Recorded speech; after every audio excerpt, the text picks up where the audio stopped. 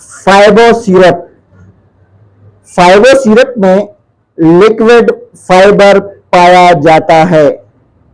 ऐसे मरीज जो कि कब्ज के लिए तरह तरह की दवाएं खा के थक चुके हों, हर किस्म की गोलियां आजमा चुके हों, उनकी कब्ज ख़त्म होने का नाम ना ले रही हो, तो वो फाइबो सिरप इस्तेमाल करें।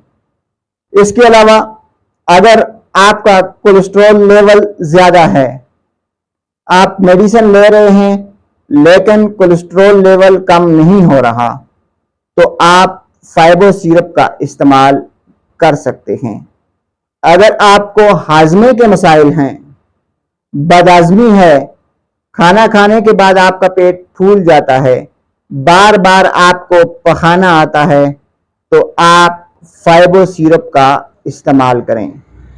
फाइबो सिरप पुरानी से पुरानी कब्ज को ख़त्म करती है। बवासीर के मरीजों के लिए एक नियामत है।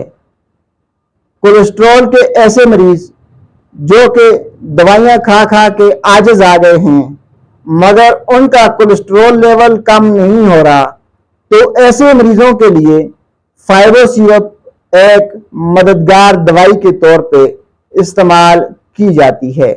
अगर आपका वजन ज़्यादा हो चुका है कोलेस्ट्रॉल की वजह से, तो भी आप फाइबो सिरप इस्तेमाल कर सकते हैं।